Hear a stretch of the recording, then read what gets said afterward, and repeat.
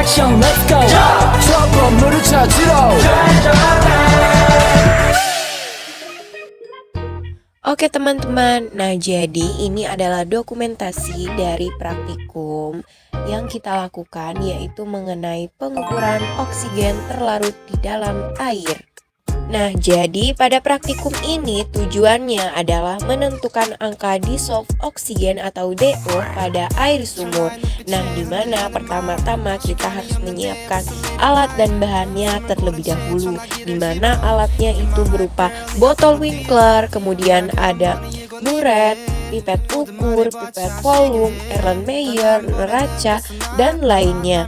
Lalu untuk bahannya itu ada K2CrO4, kemudian ada H2SO4, kemudian ada mangan sulfat atau MnSO4, lalu ada alkali iodida azida atau NaN3 dan Na2S2O3, lalu dengan indikator amilum atau kanji.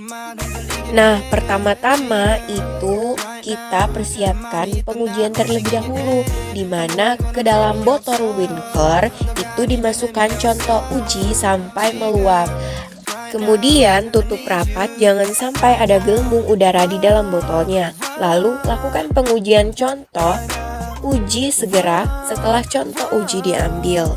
Nah selanjutnya itu melakukan penetapan larutan tiosulfat dengan kalium dikromat, di mana air suling ditambahkan dengan H2SO4 pekat dan K2CR2O7 atau kalium dikromat, dan ditambah juga dengan Ki, lalu diaduk dan disimpan di tempat gelap selama beberapa menit. Setelah dioptimal waktu 6 menit, lalu dititrasi dengan Na2S2O3 dengan konsentrasi 0,1 sampai terjadi perubahan warna yang lebih mudah.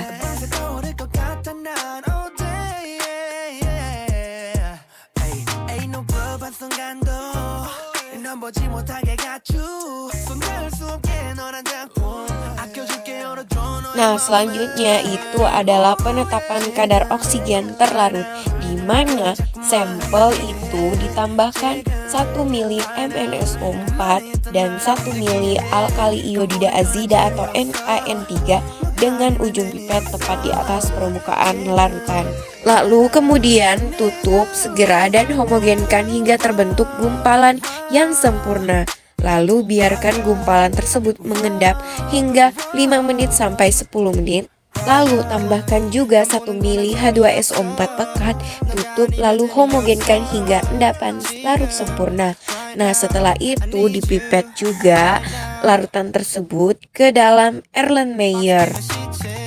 Nah langkah terakhir itu dititrasi dengan Na2S2O3 dengan indikator amilum atau kanji sampai warnanya tepat hilang.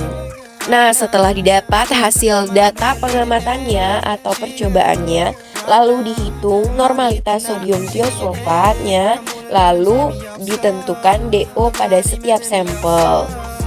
Nah, jadi reaksi kimia yang terjadi pada proses standarisasi Na2S2O3 yaitu terjadi antara kalium dikromat, lalu asam sulfat, kalium iodida dan juga air, dan natrium tiosulfat sebagai pentiter adalah reaksi redoks yang dikenal sebagai reaksi iodometri.